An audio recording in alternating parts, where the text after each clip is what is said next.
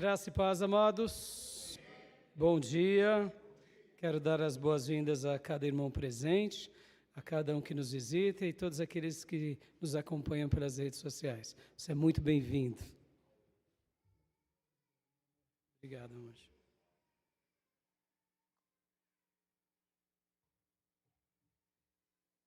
Vamos orar antes de entrarmos no assunto que vamos tratar nessa manhã?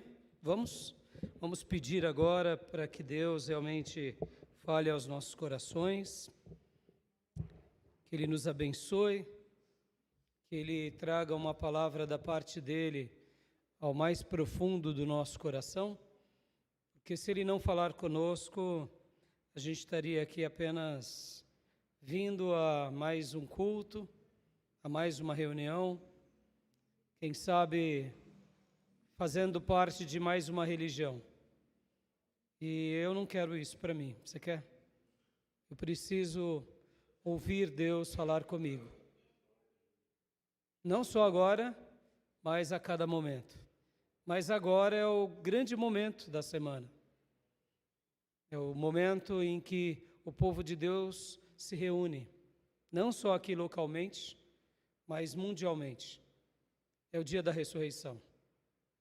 É o dia que dedicamos para dar uma pausa e para dizer: Deus, fala conosco, nos abençoa. E quando o povo de Deus se une, quem é que está entre nós? O Senhor, amém? Então vamos pedir para que Deus fale conosco, amém? Onde você estiver, feche os seus olhos, curve a sua cabeça e peça agora: Senhor, fala comigo. Deus amado, muito obrigado por essa manhã.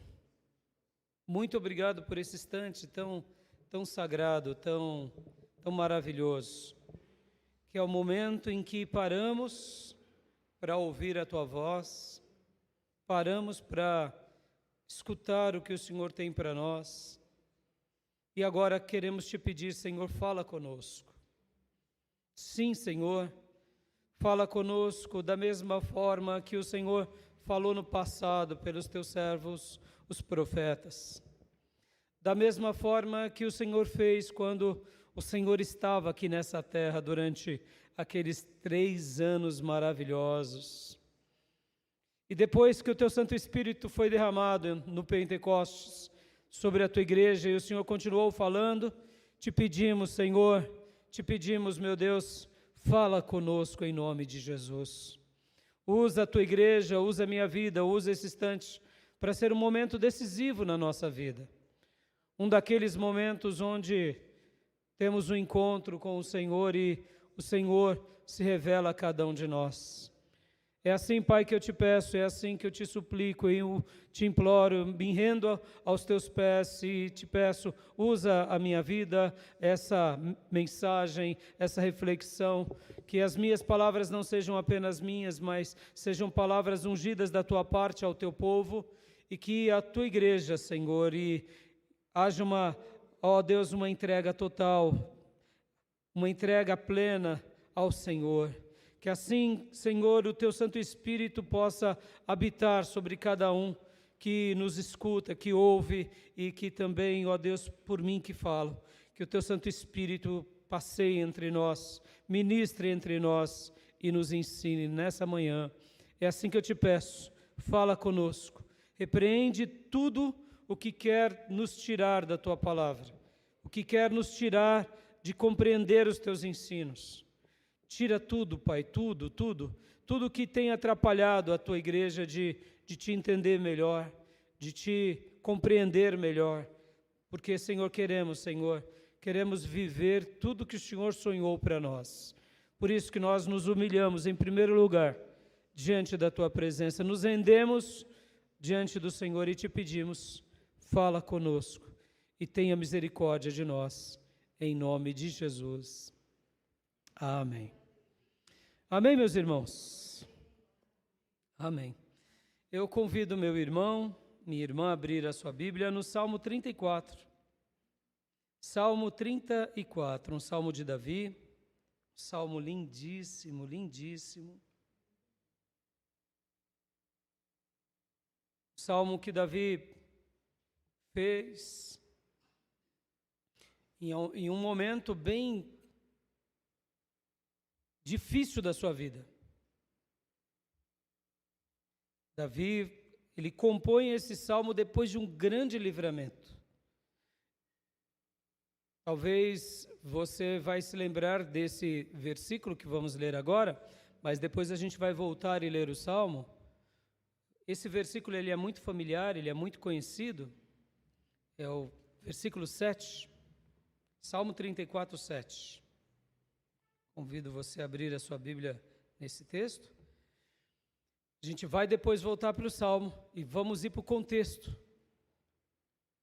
E o Salmo diz assim, Salmo 34, 7, estarei lendo na NVI, meus irmãos, na NVI. O anjo do Senhor é sentinela ao redor daqueles que o temem e os livra. E agora eu quero ler também em uma outra versão, que é a Revista Atualizada. O anjo do Senhor acampa-se ao redor dos que o temem e os livra. Amém?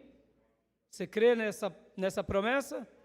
Que o anjo do Senhor, ele faz sentinela ao seu redor, ou ele acampa-se ao seu redor. Você crê nisso? Você crê mesmo? Diga para o irmão que está do teu lado, olha, o anjo do Senhor acampa ao teu redor, meu irmão. O anjo do Senhor acampa ao teu redor, minha irmã. O anjo do Senhor acampa ao redor de vocês. Glória a Deus.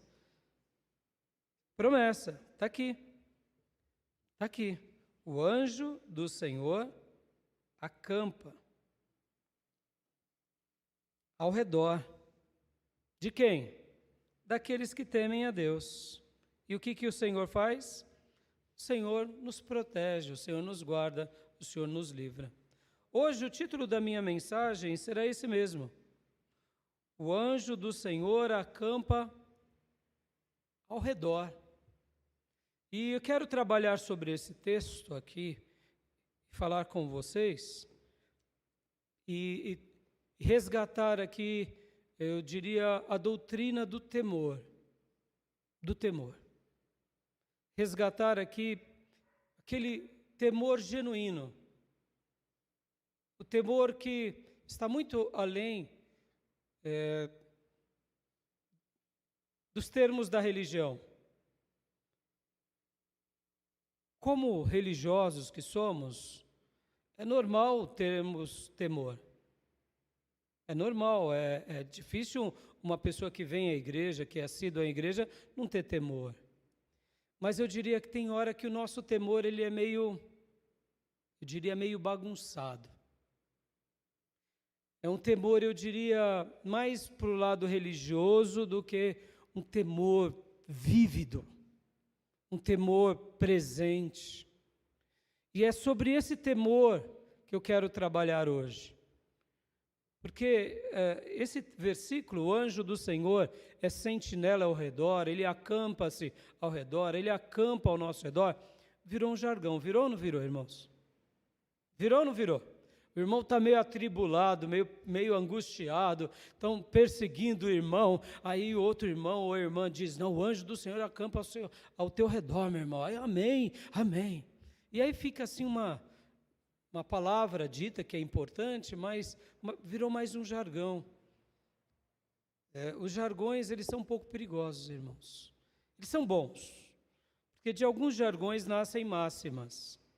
Mas tem hora que o jargão ele é ruim. Por que até recebe esse termo de jargão? Porque ele é oco, ele tem uma roupagem bonita, mas ele é vazio. E é sobre isso que eu quero trabalhar hoje. Eu quero te fazer pensar e te levar a pensar sobre o que Davi estava escrevendo aqui. O que ele estava vivendo aqui. Por que ele escreveu isso? Qual foi o intuito dele declarar isso? Como ele agia? Será que tudo dava certo na vida de Davi o tempo todo? A gente vai ver que esse episódio aqui estava tudo dando errado. Aliás, foi a misericórdia de Deus sobre a vida dele o tempo todo, e ele vê ali a misericórdia de Deus agindo sobre ele, e ele tem algumas ideias, e diante dessas ideias ele tem um livramento.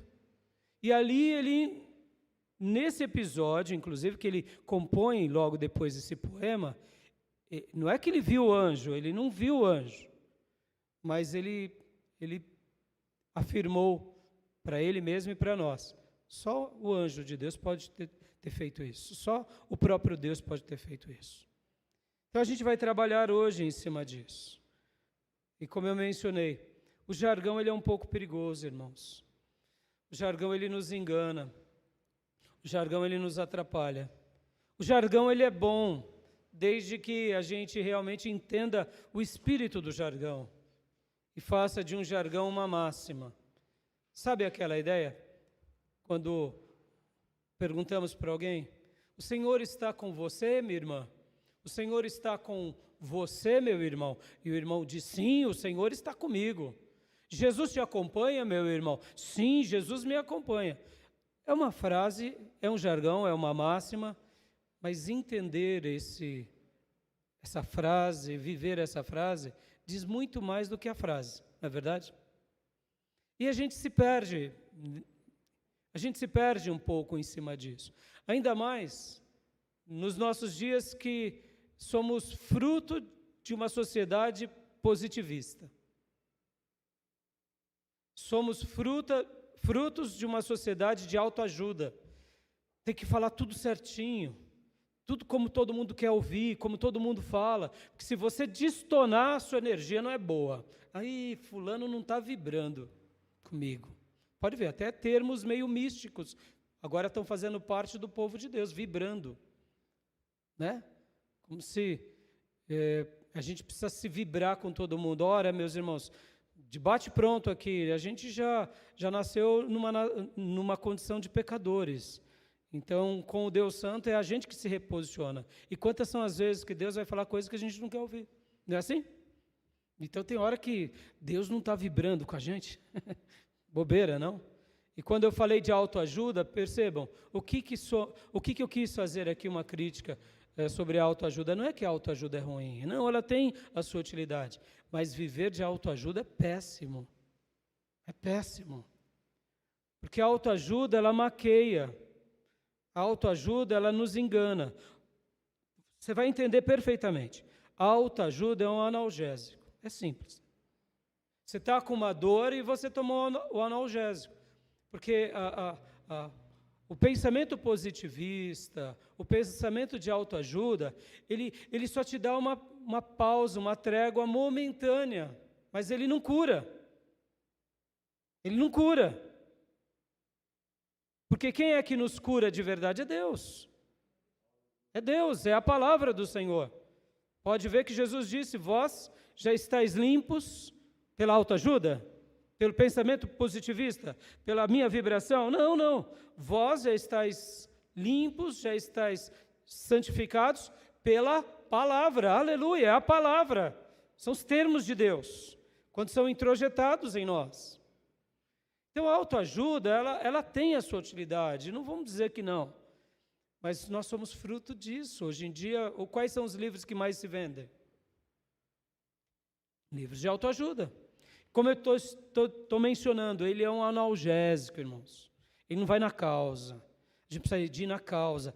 Deus, ele quer ir sempre nas nossas causas, não nas consequências. Ele vai na causa, ele cura a causa, ele trata da pessoa, ele transforma. E é isso, eu quero hoje trabalhar aqui nesse termo, nesse versículo, resgatando esse princípio, mas te levando ao temor, ao mesmo temor de Davi, ao mesmo temor de Moisés, ao mesmo temor de Jacó, ao mesmo temor de Daniel, ao mesmo temor de qualquer servo de Deus em qualquer contexto. Porque senão a gente não vai realmente vivenciar esse texto. Esses dias, meu filho Lucas conversava comigo, e ele falou: pai, olha só o que eu ouvi. E aí ele mencionou um diálogo de um rapaz não crente conversando com uma mãe crente. Então o rapaz não crente chegou assim e falou assim: irmã Ruth, não basta colocar o nome dos seus filhos de nome bíblico, tá, irmã Ruth? Estava chamando a atenção de uma suposta irmã chamada Ruth. Porque hoje de manhã eu vi Moisés e Paulo fumando maconha ali na guia. Né? Não era o Moisés bíblico, tá, meu irmão? E não era o Paulo bíblico. Era quem? É um tal de Moisés e é um tal de Paulo que estava fumando maconha logo cedo. Ou seja, dar nomes bíblicos resolve, não. E aí ele concluiu dizendo: a gente não tem só que dar nome, a gente tem que ensinar. Então que nessa manhã a gente possa mergulhar no Espírito Santo de Deus e nessa palavra que foi revelada pelo Espírito Santo de Deus e mergulhar nas águas do Espírito para entender o que Davi estava querendo dizer, para a gente ser liberto do jardim. Como foram nos casos dos pais de Sansão, o anjo do Senhor apresenta-se a eles. Como foi no caso de Jacó, lá em Peniel, ele luta com Deus. Ora, ele lutou com quem? Ele lutou possivelmente com Jesus. Então, no Velho Testamento, o anjo do Senhor é o próprio Jesus que se manifesta. Ele se manifesta ali corporeamente e tem diálogos e tem apresentações. Então, é uma manifestação, sim. Então, o anjo do Senhor aqui, que Davi está dizendo, pode ser lido como o próprio Deus, sim, mas também pode ser lido como o próprio anjo, propriamente dito. O próprio anjo, porque vocês vão se lembrar que, por exemplo, Davi, em nenhum momento, ele cita exatamente que ele teve uma experiência com o anjo, ou com anjos. Davi, ele tinha uma conexão espiritual com Deus muito grande, isso não temos dúvida. Você pode ver que não é o anjo que luta contra Golias, é o poder de Deus que está em Davi que faz com que ele vença Golias. Davi, quando expulsava os demônios de Saul tocando seu instrumento de corda, ele não via um anjo do lado dele, mas ele tocava realmente por meio do louvor os demônios de Saul iam embora. Quando Davi realmente vence os filisteus lutando, é ele que vence, mas era a força do Altíssimo sobre ele, ou seja, era o Espírito Santo sendo derramado sobre ele. Então Davi não teve necessariamente uma experiência com o anjo, pelo menos até esse episódio. Por que eu estou falando tudo isso? Porque a gente vai lembrar também de Daniel. Daniel, ele tem visões de anjo. Ele tem esse contato com o anjo. Então percebam, então aqui pode ser tanto o anjo propriamente dito, um anjo da parte de Deus vindo, como pode ser de fato o próprio Senhor. Tudo bem até aí? Tá bom até aí? Então quando nós lemos o anjo do Senhor no Velho Testamento é isso. E por que muda um pouco no Novo Testamento? É simples, irmãos, porque no Novo Testamento o próprio Deus, ele vira homem, ele encarna, ele torna-se carne, ele não reencarna, ele vira carne. O Deus Pai, Deus Filho, Deus Espírito Santo sempre existiram, eles são eternos. Nós não temos três deuses, é um Deus que se manifesta a nós por meio da pessoa do Pai, por meio da pessoa do Filho e por meio da pessoa do Espírito Santo. E no Novo Testamento, Deus Filho entra no ventre de uma mulher e nasce, cresce, se torna um ser humano como nós, para morrer em nosso lugar, vive uma vida perfeita, morre em nosso lugar, ressuscita e ao terceiro dia é levado aos céus e agora fica à direita do Pai, intercedendo por nós. Então, no Novo Testamento, temos agora duas coisas fantásticas, que é o próprio Cristo que nasce, e ele vira homem para nos redimir, E no dia de Pentecostes, nós temos o outro grande presente de Deus, que é, eu diria, o último selo da Trindade, que é o Espírito Santo sendo derramado sobre a igreja. E por isso estamos aqui, meus irmãos. Nós não estamos aqui pela virtude batista, nós não estamos aqui pela virtude de nenhum reformador, nós não estamos aqui pela virtude dos grandes avivalistas, nós estamos aqui porque o Espírito Santo de Deus nos atraiu e a obra dele continua sendo manifesta. Ou seja, ora, hoje nós temos a clareza de Jesus e temos a clareza do Espírito Santo. De forma, eu diria, muito mais clara e límpida, Jesus disse que o Consolador, que é o próprio Espírito, viria habitar dentro de nós, faria morada dentro de nós, e o Pai, e o Filho, e Ele próprio, e o Espírito Santo habitaria dentro de nós. Posso ouvir glórias a Deus, meus irmãos? Nós não merecemos isso. Nós não merecemos isso. Ou seja, o próprio Deus sendo permanente em nós. Mas também as verdades bíblicas são reais. Deus, ele pode atuar fora de nós, ou seja, falar conosco sozinho, ele falando conosco, ora ele pode falar dentro de nós. Isso é um mistério. Como isso tudo acontece, nós não compreendemos. Nós não sabemos discernir. Então, ao mesmo tempo, Deus é uma pessoa, e ao mesmo tempo é uma pessoa gloriosa, infinita, eterna, mas que consegue habitar agora num coração de alguém que crê nele. Isso é maravilhoso. Mas a verdade do Velho Testamento não cai em desuso. Por quê? Porque Deus ainda continua enviando anjos, Deus continua se revelando para nós. Podem ver que Jesus ele vai mostrar também que existem anjos. Então, perceba, anjos ainda continuam sendo mensageiros de Deus. Anjos continuam trazendo respostas. Então, percebam que agora no Novo Testamento fica mais claro que o anjo do Senhor representa o próprio Senhor, mas também pode ser um anjo. Deus pode enviar anjos, irmãos, para falar conosco. Não foi assim que aconteceu com Maria? Foi assim. Anjos foram e falaram com Maria. E falou a Maria. E o apóstolo João, no Apocalipse, tudo que o apóstolo João escreveu, foi um anjo que veio a ele e diz, João, escreve. E por 2 momentos, João quis até mesmo adorar o anjo, porque ele ficava tão impressionado com o anjo, achando que o anjo era Deus, aí o anjo, não, João, não me adore. Toda adoração deve ser dada a Deus. E, inclusive, no Velho Testamento, quando era um anjo falando com algum servo de Deus, e esse servo de Deus ali, estupefato pela revelação, quis adorar o anjo dizia, não, adore só ao Eterno. Então, estão compreendendo como isso é um assunto bíblico maravilhoso? Tá bom até aí? Tudo bem? Só para a gente poder compreender. Então, como eu mencionei há pouco, alguns servos de Deus no Velho Testamento e no Novo Testamento tiveram a experiência com os 2 seres. Por exemplo, o próprio Moisés. O Moisés teve a experiência com anjos e com o próprio Deus. Mas nem todos os servos de Deus tiveram experiências com os 2. Alguns servos de Deus teve experiência só com anjo, outros servos de Deus teve experiência só com Deus. O que eu quero abrir aqui um leque para nós? Nós precisamos ter uma experiência com o divino, da parte de Deus. Amém, meus irmãos? Isso é o importante. Isso é o mais importante, que é com Deus ou com os mensageiros de Deus ou com algo da parte de Deus. Amém? Sabendo que se eu estou tendo esse contato, eu estou sendo abençoado por Ele. Amém?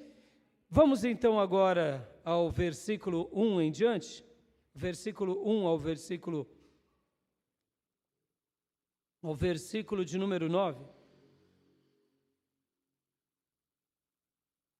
Esse texto é maravilhoso porque, como eu mencionei para vocês, meus irmãos, esse texto mostra, em algumas Bíblias vai mostrar assim, Salmo 34, aí tem um cabeçalho. Não sei se na nossa Bíblia que está chegando para vocês agora aí, tem o cabeçalho, mas se não tiver, depois perceba o cabeçalho que traz na sua Bíblia. Está assim, Salmo 34. De Davi, vírgula. Quando ele se fingiu de louco diante de Abimeleque, que o expulsou, e ele partiu. Opa, peraí. Então o episódio que Davi escreve esse salmo foi quando ele vai lá para os filisteus, fugindo de Saul, porque Saul queria matá-lo, ele não tinha para onde ir, e agora ele foi ficar no terreno do inimigo? Sim, porque foi o único lugar que ele podia, quem sabe, sobreviver. Então guarde isso, essa informação aqui ela vai ser fundamental. A gente vai ler já já o texto de 1 Samuel. E aí começa, versículo 1. Porque é óbvio, deixa eu explicar algo também, é óbvio que ele escreveu esse salmo depois do seu livramento, né?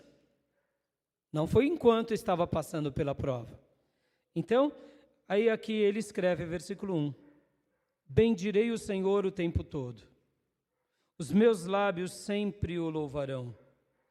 A minha alma se gloriará no Senhor. Ouçam os oprimidos e se alegrem. Proclamem a grandeza do Senhor comigo, juntos exaltemos o seu nome.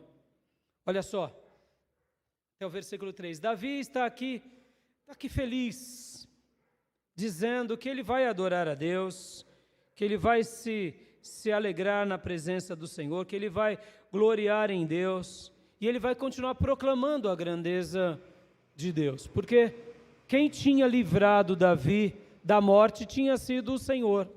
E ele estava agora aqui escrevendo esse salmo. Versículo 4. Busquei o Senhor, e ele me respondeu. Livrou-me de todos os meus temores. Ele está aqui mais uma vez dizendo, olha, eu não tinha o que fazer.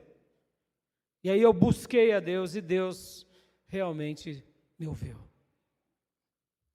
Versículo 5. Os que olham para ele estão radiantes de alegria. Seus rostos jamais mostrarão decepção. Davi aqui está mostrando, olha, como foi bom ter clamado a Deus, olhado para Deus, suplicado a Deus. Por quê? Porque agora o meu rosto está feliz. Estou grato, eu estou contente, eu estou satisfeito. Por quê? Porque jamais quem faz isso, quem clama a Deus, quem invoca a Deus, vai ser abandonado. Você crê nisso, meu irmão? Lembre-se disso nos momentos de aflição. Davi aqui começa o seu salmo dizendo, olha, eu estou muito feliz, eu estou muito grato, eu vou adorar, eu vou engrandecer, eu vou bendizer ao Senhor. Por quê? Porque eu invoquei o Senhor. Eu invoquei e ele me respondeu. Eu olhei para Deus e ele olhou para mim.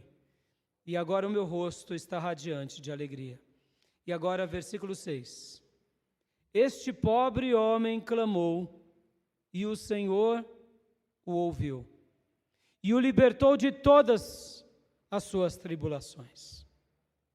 E aqui ele coloca esse pobre homem, e aqui eu quero dar uma pausa, explicar algo. Nesse episódio ainda Davi não era rei, mas ele já tinha o chamado de rei, e ele já tinha vivido experiências maravilhosas em Israel. Ele era o principal do exército, ele era o nome mais prestigiado entre homens, entre mulheres, entre soldados, na corte. Ele já tinha tudo que um mortal desejasse alcançar, ele já tinha. Tinha casado-se com a filha do rei, tinha agora o respeito do povo, mas agora, por inveja, o rei estava perseguindo e desejando matá-lo. E agora ele está sem nada, sem a família, sem ninguém. E ele não podia levar ninguém com ele. Por quê? Será que ninguém desejava acompanhar Davi? Não, muitas pessoas desejavam. Mas ele sabia que talvez a morte estava ali, logo à frente. E se ele morresse, outros morreriam com ele. Então ele foge, sozinho. Vai até onde estava o tabernáculo, pergunta para o sumo sacerdote onde está a espada de Golias, que ele tinha consagrado a Deus, que nem espada ele pegou. Ele foge, irmãos, de Saul. Saul queria assassiná-lo. E o sacerdote, inclusive, pergunta para ele, mas, ora, cadê os demais soldados? Não, eu saí numa missão apressada. E não tive tempo de pegar nada e é algo especial, vamos assim dizer. Tanto é que ele come os pães da presença, os pães da propiciação, que são pães exclusivos para os sacerdotes. Mas Davi come, porque ele não tinha nem comida. E logo na sequência ele pega a espada de Golias e vai lá para Gate. Vai ficar com os filisteus. Então percebam, aqui, irmãos, ele está falando algo que realmente ele estava vivendo. Versículo de número 6. Este pobre homem clamou e o Senhor ouviu. Pobre porque agora ele não tinha mais exército, mulher, patentes. Ele estava fugindo. Mas ele não estava só. Aleluia. Ele clamou a Deus. Está vendo aqui o temor, meus irmãos? Como o temor é importante? O temor é importante para os nossos momentos de crise, mas o temor ele é muito mais importante para fazer parte da nossa vida. Lembra que eu falei de jargão? Jargão é útil. Palavras positivas são úteis. Palavras, muitas vezes, de autoajuda são úteis. Mas termos em nós os valores eternos são indispensáveis. Porque Davi, ele estava clamando agora, no momento de crise, mas ele clamou durante toda a sua vida também. E agora vem o versículo 7. O anjo do Senhor é sentinela ao redor daqueles que o temem e os livra. Aleluia. Ou como nós lemos também em outras versões, o anjo do Senhor acampa-se ao redor dos que o temem e os livra.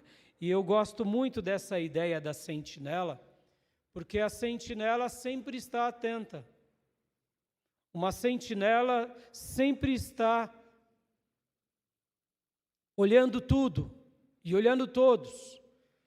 Um bom sentinela não dorme. E é por isso que Deus ele é chamado como a grande sentinela de Israel. Porque ele não cochila, ele não dorme, ele protege a você, meu irmão.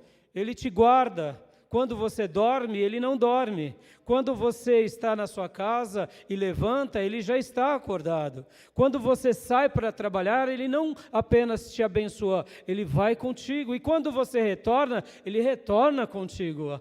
Aleluia, o Senhor está o tempo todo do nosso lado.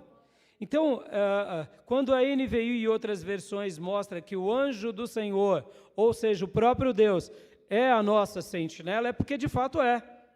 Mas eu também amo essas outras expressões aqui, como lemos, que é quando diz que o anjo do Senhor acampa-se. Porque essa palavra acampar no original tem a ver com inclinar, tem a ver com, de fato, acampar mesmo, fazer morada. Tem a ver com curvar-se. Ele se curva, ou ele se põe por cerco a, ou seja, ele literalmente protege. Guarde disso, meu irmão. Lembre disso o tempo todo. Deus, ele não desiste de você. Ele não te abandona. A questão bíblica deixa clara isso. Deus o tempo todo está insistindo conosco. O tempo todo Ele deseja estar ao nosso lado. O tempo todo Ele quer se revelar para nós. O tempo todo Ele quer mostrar a glória dEle, o cuidado dEle. E isso é maravilhoso para um filho de Deus. E é por isso que o versículo 8 e 9 continuam. Provem e vejam como o Senhor é bom. Como é feliz o homem que nele se refugia. Tema o Senhor, vocês que são seus santos, pois nada falta aos que o temem. Aleluias.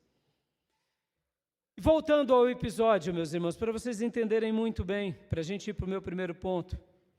Meu primeiro ponto é, Davi vivia e desfrutava que o Senhor, ou seja, o seu anjo, estava sempre ao seu lado. Davi, desde quando ele se deu por gente, desde quando ele entendeu Deus, ele colocou o Senhor, ou seja, a presença do divino, ao seu lado o tempo todo. Ele desfrutava disso. Pastor, por que o senhor afirma isso? Lendo a história de Davi, a gente vê isso. Que mesmo enquanto ele pastoreava ali o rebanho do seu pai, o que Davi fazia? Davi louvava a Deus. Davi entoava louvores a Deus. Davi via beleza em Deus e o salmodiava. Davi engrandecia o supremo pastor e se colocava como uma ovelha do seu pastorado. Conhecendo a história de Davi, a gente vê isso o tempo todo. Porque o grande profeta de Israel vai até a casa de Davi e Davi não está entre os filhos de Jessé. Onde estava Davi? Davi estava apacentando ovelhas. E então Samuel diz para Jessé: traga esse seu último filho. E ali, quando ele vem, o grande profeta o unge como rei de Israel. Mas Davi, mesmo sendo ainda um garoto, ele não se perde. Ele não se perde com as palavras do profeta. Ele não queima etapas. Ele se mantém como um filho de Jessé, que cuida do rebanho. Até que ele vai levar a comida para os seus irmãos. E quando ele leva a comida para os seus irmãos, ele fica sabendo do grande gigante filisteu que ofendia o Deus de Israel, que afrontava o Deus de Israel. E ali então ele pede a Saul para lutar, e luta e vence. E quando ele declara suas palavras a Golias, ele diz: você vem contra mim com varas, com espadas, com paus, mas eu vou contra ti em nome do Senhor dos Exércitos. Ou seja, meus irmãos, Davi, ele desfrutava e vivia o quê? Que o Senhor estava do lado dele o tempo todo, que o Senhor estava próximo a ele. Eu gostaria aqui gastar alguns minutos contigo. Deixa eu te perguntar, meu irmão, essa santa expectativa, essa compreensão, te acompanha o tempo todo? O anjo do Senhor está aqui comigo? O anjo do Senhor está dentro de mim? Ou o próprio Senhor, no caso? Eu vivo em comunhão com Deus o tempo todo? Ou isso só é um jargão religioso? Isso só é frases religiosas? Porque se são frases religiosas, eu quero te dizer que vai ser muito lamentável, porque o fruto da nossa vida vai ser antagônico àquilo que declaramos. Porque eu posso declarar que o Senhor está comigo e posso continuar vivendo em pecado. Aí eu te pergunto, o Senhor está mesmo com você? Porque se eu digo que o Senhor está comigo e na primeira tentação eu minto, está mesmo? Ou será que você só tem um temor baseado em jargão? Está me compreendendo, meu irmão? Está me compreendendo, minha irmã? Porque se eu digo que o anjo do Senhor está ao meu lado, que os anjos do Senhor, eles são sentinelas ao meu redor, ou que o próprio Deus, o próprio Pai habita comigo, e que eu vivo em comunhão com Ele, na primeira tentação, eu digo, Deus vai compreender porque eu sou carne. Que diferença a gente está tendo dos ímpios? Porque os ímpios são religiosos. São ou não são?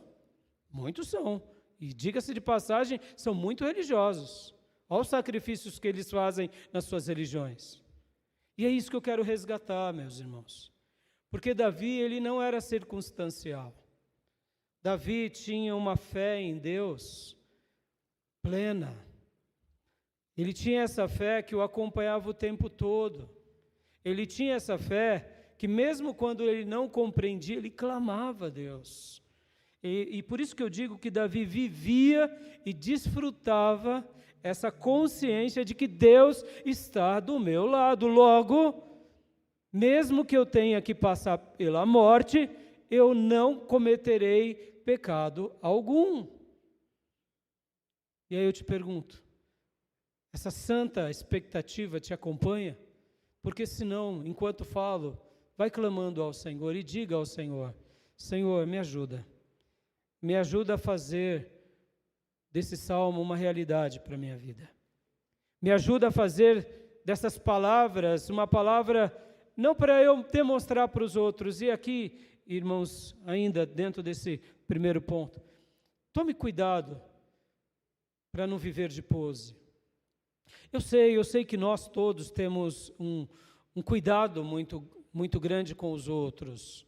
E deve ser assim. A gente tem que saber se relacionar, a gente deve saber viver, a gente tem que se preocupar sim com o nosso testemunho. Mas cuidado para não viver de pose. O que eu quero dizer com isso? Aquilo que os outros acham de mim. Mais cedo ou mais tarde, você vai se encontrar em algumas situações em que vai ser muito irrelevante o que os outros pensam de você. Esse foi o episódio de Davi. Porque agora, todo Israel estava jogando pedras em Davi. Todos estavam contra Davi. Claro, um grupo pequeno de pessoas não. Mas a grande maioria das pessoas estavam dizendo, não, Davi deve ter feito algo muito errado mesmo. Porque agora o rei está perseguindo ele e quer matá-lo. Davi com certeza fez algo de errado. E agora a nação já não o via mais como outrora. Percebam, quem vive de pose uma hora vai dar tudo errado. Quem vive pensando só nos outros, uma hora vai sofrer. Porque em algum momento da vida as pessoas não nos compreenderão bem. Não nos aceitarão, não nos entenderão. Meus irmãos, lembrem da vida de Jó. O homem mais próspero e abençoado dessa terra. Começa a sofrer, todo mundo joga pedra. Todo mundo não compreende. As pessoas fazem um julgamento nosso. Mas Davi agora aqui, nesse momento, ele tinha convicção de uma coisa. Deus não me abandonou. Eu não fiz nada de errado. Eu vou clamar a Ele. E eu clamando a Ele, Ele vai me responder do jeito dele. Mesmo que eu morra, eu estarei diante de Deus. Mas o pedido de Davi era um pedido bem claro. É óbvio que ele queria viver, porque ele desejava com que a palavra de Deus dita pelo profeta se cumprisse na vida dele.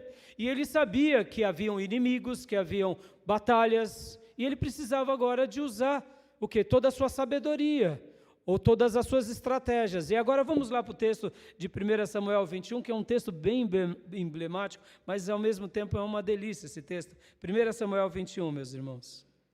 Foi a experiência de Davi fugindo. Olha só que coisa linda. 1 Samuel 21, versículo 10 em diante. Depois que Davi passa por Nobe, e ele se encontra ali com o sacerdote Aimeleque e come os pães da propiciação, no versículo 10 diz: naquele dia Davi fugiu de Saul e foi procurar Aques, rei de Gate. Em outras palavras, ele foi até um filisteu, o inimigo dele. Mas ele não tinha mais ninguém, meus irmãos. Sabe, você não tem mais ninguém. Você vai para os lugares mais improváveis. Porque o que Davi estava querendo fazer aqui? Davi estava apenas querendo sobreviver. Pastor, um servo de Deus passa por isso? Passa. Lembra que eu disse na minha introdução?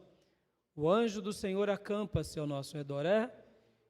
E a gente vai aprender em alguns momentos da nossa vida, em momentos que a gente só está querendo sobreviver. Falar isso, em alguns momentos, enquanto está tudo sobrando, está tudo dando certo, é fácil. Mas falar isso, essa frase, esse versículo, no momento em que está tudo dando errado, aí é muito difícil. E aqui Davi, ele só estava querendo sobreviver. Ele foi tentar achar abrigo aonde? Na casa do inimigo. Olha que loucura. Foi o que veio na cabeça dele. Se você me perguntar, pastor, por que isso aconteceu com Davi? Não sei. Só sei que está aqui no texto sagrado. Continuemos. Versículo 11. Todavia, os conselheiros de Aques lhe disseram: não é este Davi, o rei da terra de Israel? Não é aquele acerca de quem cantam as suas danças? Saul abateu seus milhares e Davi suas dezenas de milhares? Percebam que para os filisteus, Davi já era rei. Para os filisteus, Davi já era rei, porque de fato, as histórias de Davi ganharam todas as tribos de Israel e principalmente os inimigos. E aqui, quando eles citam, não é esse aquele pelo qual se cantam em suas danças, ou seja, em que as mulheres cantam que Saul abateu milhares e Davi dezenas de milhares. Essas dezenas de milhares eram inclusive dos filisteus. Ou seja, ora, ele está vindo pedir abrigo aqui, mas espera lá, sozinho, o nosso inimigo? E aí, meus irmãos, o que fazer? Eu fico imaginando esse episódio na vida de Davi como um daqueles, assim, Senhor, eu não tenho mais o que fazer. E o Senhor, deduzo eu, guiando ele lá para essa cidade. E ele chega lá e possivelmente, quando ele chegou, os soldados, porque na antiguidade era assim, meus irmãos, os filisteus, eles ficavam ali, onde hoje é a Palestina, é a faixa de Gaza, e eram 5 cidades, governadas por 5 governadores ou reis. Não tinha um maioral dos 5, mas eram 5 cidades filisteias, que foram os grandes inimigos dos israelitas por séculos. Então, o que acontece? Quando se chegava numa cidade dessa, tinha suas fortificações, tinha os soldados. E de onde você vem? Quem é você? Poderia ser um espião. E aqui não era só um israelita, era o principal israelita, o principal soldado. Eu sou Davi. Eu quero falar com Aques. Com o rei? Eu sou Davi. Mas Davi, do exército, sim. Está sozinho, sim. Inclusive eu trago aqui comigo só a espada de de Golias. E de repente vem ali, vai a comitiva, volta, e de repente ele ouve, não me pergunte como tudo isso aconteceu, a gente vê aqui nos filmes, ali cria-se um enredo, e Davi fica sabendo sobre esse fato, de que os conselheiros estão dizendo, o que ele está fazendo aqui? O homem mais assustador dos filisteus, o que ele está fazendo aqui? E aí, olha só o versículo 12. Davi levou a sério aquelas palavras e ficou com muito medo de Aques, rei de Gate. Quando ele ouviu dos soldados, quando ele ouviu ali dos conselheiros, que Davi era uma ameaça, ele fica com muito medo. Agora, imagine a situação, meus irmãos. Ele já está fugindo de Saul. Saul tenta matá-lo enquanto ele dorme, Mical que o acorda, ele foge. Depois Jonatas que o ajuda, ele abraça Jonatas e continua fugindo. E agora ele vai buscar abrigo num outro lugar e está tudo dando errado. E agora ele, ao invés de ser benquisto e admirado, porque aqui, deixa eu abrir um parênteses, irmãos, como um grande figurão que Davi era, ele poderia ser um trunfo para o rei dos filisteus. Nesse episódio ele não foi, mas depois, num outro episódio, ele vai ser útil para os filisteus. No mundo bélico, irmãos, temos os mercenários, e os mercenários sempre existiram nas nações. E quando você tem um grande soldado de um outro povo que quer prestar serviço para você, como um rei, você contrata esse soldado, você dá ali muitas honras, prestígio, porque é uma pessoa que tem muita experiência militar. Então, possivelmente, Davi estava indo assim, bom, pelo menos eu vou ser bem visto, não como judeu, mas como um guerreiro. E agora, ele fica com muito medo. E o que ele faz no medo dele? Vamos lá? Por isso, versículo de número 13.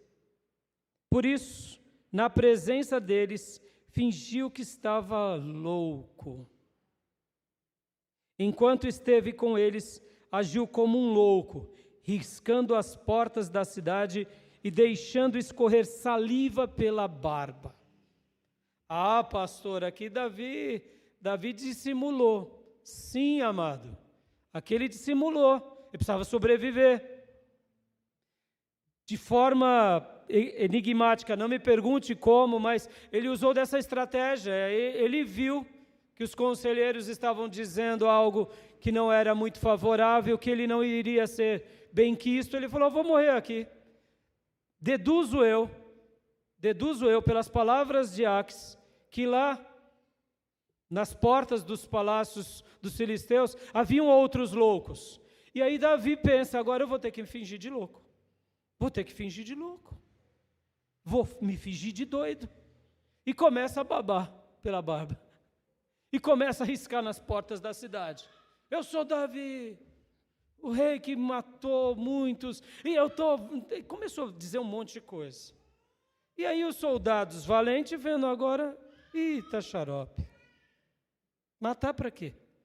Matar um doido. Vamos matar um doido? Concorda, irmãos? Entre os homens tem muito disso, principalmente os soldados. Você não vai matar uma pessoa fragilizada. Há códigos na guerra, sempre existiram. E agora ele tem essa estratégia. E aqui, versículo 14, Aques disse aos seus conselheiros: vejam, este homem, ele está louco. Por que trazê-lo aqui? Será que me faltam loucos para que vocês o tragam para agir como doido na minha frente? O que ele veio fazer no meu palácio?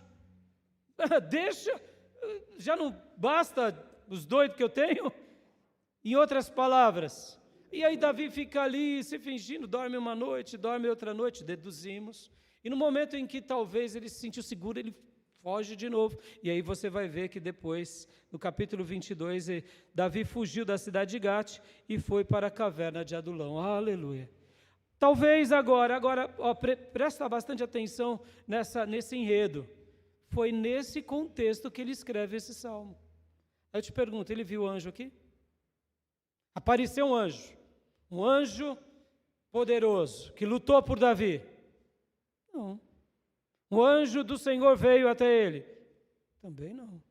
Mas ele tinha convicção de que Deus estava com ele? Aleluia. O que eu quero dizer para você, meu irmão, pode não aparecer anjo para você.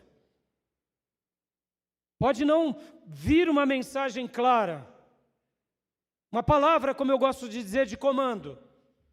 Mas saiba disso, o Senhor continua ao teu lado, em qualquer momento, em qualquer instante, mesmo quando tudo for alterado, e mesmo quando a gente tenha que buscar estratégias inusitadas. Podem ver que isso ninguém mais repete. A gente não vê Paulo se fazendo de louco, Pedro se fazendo de louco, nem Jesus. Foi um momento. Mas ele viu esse momento como uma provisão de Deus. Perceba Davi aqui, irmãos, perceba Davi. Segundo lugar, quando vivemos com essa consciência de que o Senhor acompanha o seu servo, guarde isso. Ou, quando temos essa consciência de que o Senhor está dentro de nós, somos presenteados pelo temor genuíno. Aleluias. Davi aqui, ele tinha essa convicção.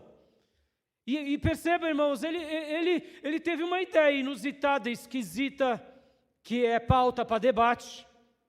Mas é muito fácil a gente falar disso, porque a gente não vive fugindo de ninguém, vive? Tem um rei querendo te matar, tem um exército atrás de você, aí você vai pedir ajuda para um outro povo, chega lá, você é mal compreendido. Ou seja, se você passou por uma experiência que nem essa, não. Então, a gente precisaria passar por uma experiência como essa para a gente poder entender. Porque falar de Davi aqui é muito fácil, a gente está na nossa vida muito segura. Temos outras coisas.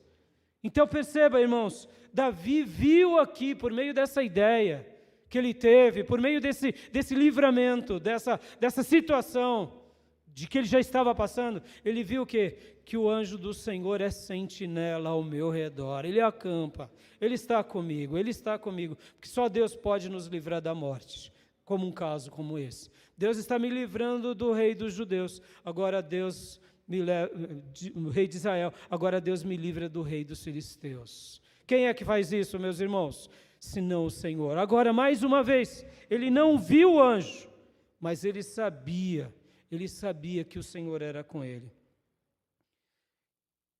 Terceiro lugar, Moisés nos deixa uma lição linda agora. Qual é a lição que Moisés nos deixa fazendo um paralelo sobre essa passagem? Ainda sobre essa consciência. Porque lembra que eu disse que tem pessoas que têm experiências com o anjo e tem pessoas que têm experiências com Deus. Moisés, certa ocasião, lá em Êxodo capítulo 33, o Senhor diz para Moisés: Moisés, eu vou enviar o meu anjo para que você e o povo de Israel façam a passagem pelo deserto e cheguem em Canaã. E aí Moisés diz para o Senhor: não, Senhor, não envia o teu anjo. Porque se o Senhor não for conosco, nós não queremos apenas o anjo do Senhor. Posso ouvir glórias a Deus, meus irmãos? O que eu quero dizer aqui, o que Moisés estava dizendo aqui? Porque quando Deus tinha dito que ele enviaria o anjo, Deus também manda Moisés dar um recado ao povo: olha, povo, eu vou enviar o meu anjo para livrar vocês, mas vocês são muito obstinados, vocês são muito teimosos, vocês são muito truculentos. E tá bom, olha, já que Moisés intercedeu por vocês, eu vou fazer isso. E aqui Moisés mais uma vez dá um passo além. Moisés chega para Deus e diz: Senhor, eu poderia ir aqui, parafraseando Moisés, tá bom, meus irmãos? Eu poderia ir aqui com o povo, com o anjo, continuar vendo milagres. Mas o Senhor não estaria comigo. O Senhor não estaria do meu lado. Não, Senhor, eu não quero só o teu anjo. Em outras palavras, eu não quero as tuas bênçãos. Porque, deixa eu ensinar uma coisa que Hebreus nos ensina. Os anjos, eles são ministros de Deus para o povo de Deus. Os anjos, eles trabalham para cumprir a vontade de Deus na vida do seu povo e na vida das pessoas. Logo, os anjos são canais de bênção. Sim, são canais de bênção. São canais de milagre. Não me pergunte como, mas a sua oração muitas vezes é levada a Deus por um anjo. E muitas vezes a sua oração vai ao trono de Deus, não necessariamente por um anjo, mas a resposta pode vir por um anjo. A Bíblia vai mostrar isso. Lembram do tanque de Betesda, que um anjo esporadicamente sacudia as águas e quem entrasse primeiro era curado? Ou seja, anjos sempre fizeram parte dos ministros de Deus para o povo de Deus em qualquer contexto. Até hoje, meus irmãos, Deus pode fazer isso conosco. E aqui eu quero te dizer, você está querendo seguir a Deus só pelas bênçãos? Ou você quer a pessoa de Deus? E por que eu estou usando aqui em terceiro lugar Moisés? Porque Davi vivia esse princípio, irmãos. Ele cita o anjo, mas Davi vivia debaixo do quê? Debaixo da presença do Senhor. Ele amava isso.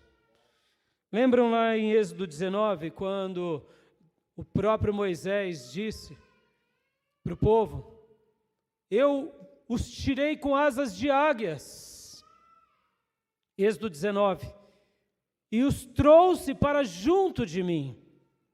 Meus irmãos, o deserto para Israel, na realidade, não foi um castigo, mas foi um lugar que Deus trouxe o seu povo para viver junto, para viver próximo. Quem entendeu isso muito bem? Moisés. Moisés sabia que o deserto não era um lugar de castigo. O deserto era um lugar de intimidade, de comunhão. Davi aqui nos ensina isso. Davi aqui estava fugindo, Davi estava desesperado, Davi não sabia se ia viver, se ia morrer, mas uma coisa ele sabia: eu vou clamar a Deus, e vou pedir mais uma vez. E mais uma vez o Senhor respondeu ao seu servo. Eu quero dizer, meu irmão, para eu concluir agora, clame a Deus, clame a Deus. Deu tudo certo, clame a Ele, adore a Ele. Deu tudo errado, deu tudo bagunçado, está uma desordem, um caos, continue clamando e viva diante da presença dEle, porque de alguma forma o Senhor, Ele vai se revelar a mim e a você. E Ele vai mostrar a glória dEle para mim e para você. E Ele vai se revelar para nós e para os nossos. E é por isso que eu quero concluir lendo o versículo de número 8. Provem e vejam como o Senhor é bom. Salmo 34, 8. Provem. O que Davi estava dizendo? Eu provei de Deus. Eu tenho provado de Deus. Eu tenho desfrutado de Deus. E como isso marcou a minha vida? Quem já provou de Deus e provou não apenas da bênção. Meus irmãos, a bênção é muito importante, sim, é óbvio. A prosperidade é muito importante, sim, mas a pessoa de Deus é incomparável. Provem e vejam como o Senhor é bom, como é feliz o homem ou a mulher que nele se refugia. Se refugia em Deus, creia nele e tenha esse desejo de viver dia após dia ao lado de Deus. Porque a grande questão não é se o Senhor está ao seu lado, Ele está. É se nós queremos estar ao lado dEle. Essa é a questão. Será que nós queremos estar ao lado dEle, cumprindo o que Ele quer, do jeito que Ele espera? Deus está ao nosso lado, eu não tenho dúvida. Somos igreja do Deus vivo. Agora, será que a gente quer realmente Ele o tempo todo do nosso lado? E quando tudo está dando errado, será que a gente quer? Ou a gente quer dar uma ajudinha para Deus? Então, que nessa manhã você possa sair daqui provando do Senhor. Provando. E que a presença do Senhor seja mais do que um jargão. Que a presença do Senhor e que o anjo do Senhor seja sentinela ao seu redor. Acampe-se ao seu redor. Que o Senhor esteja com você e que você esteja com Ele para sempre. Porque quando a gente vive esse princípio, nosso coração descansa em Deus. A gente sossegue em Deus. Porque, irmãos, enquanto a gente estiver olhando para nós, a gente vai sempre ser incompleto. Você sempre vai ter ao seu lado um bolso furado. Nós, seres humanos, somos assim, meus irmãos. A gente nunca se completa. A gente sempre quer mais. E essa é a prova de que o nosso temor a Deus, e que esse versículo é só um jargão. Porque quando eu realmente temo a Deus, amo a Deus, Ele vive comigo e eu com Ele. Amém? Que o Senhor possa continuar ao lado de cada um de nós, em nome de Jesus. Amém. Quero orar. Feche seus olhos, curve a sua cabeça. Pai, muito obrigado, Deus, por essa palavra, por esse texto. Obrigado, Deus, porque essa promessa é uma promessa maravilhosa a cada um de nós, de que o anjo do Senhor acampa-se ao redor daqueles que temem a Deus. E dessa forma o Senhor nos livra de todo o mal. Senhor, que a Tua presença acampe ao redor do meu irmão, da minha irmã, dentro de nós, e que o Senhor possa fazer com que possamos viver como Davi, como Moisés, como Daniel, como Jacó, que aprenderam a Te temer, esse temor tão profundo que era muito mais do que palavras, era um estilo de vida. Um temor que nos acompanhava, um temor que pautava as nossas decisões. Papai, ajuda-nos a fazermos valer a nossa fé. Uma fé viva, uma fé real, que desfrute da presença de Deus o tempo todo e que se satisfaça com Deus. Que o Senhor possa sempre se revelar a cada um de nós e mostrar a sua glória, e mostrar o seu amor, e mostrar o seu temor verdadeiro. Sê com meu irmão, sê com a minha irmã, sê com a tua igreja, e continue nos abençoando grandemente, em nome de Jesus. Amém. Amém, meus irmãos? Guardem disso, guardem isso. O Senhor acampa ao redor daqueles que o temem. Tema a Deus verdadeiramente. E com certeza você vai desfrutar de Deus em tudo, para a glória dele. Amém? Quero dar a bênção apostólica. Que a graça do Senhor Jesus, que o amor de Deus Pai e as santas e eternas consolações do Espírito Santo de Deus estejam com todos vocês, com todos nós, agora e para sempre. Amém. Quero agradecer aos meus irmãos que vieram à igreja, aqueles que nos acompanham de casa, aos nossos obreiros que fizeram com que essa transmissão chegasse em muitos lares. Podem se abraçar, meus irmãos, está encerrado o nosso culto. Um excelente domingo a todos.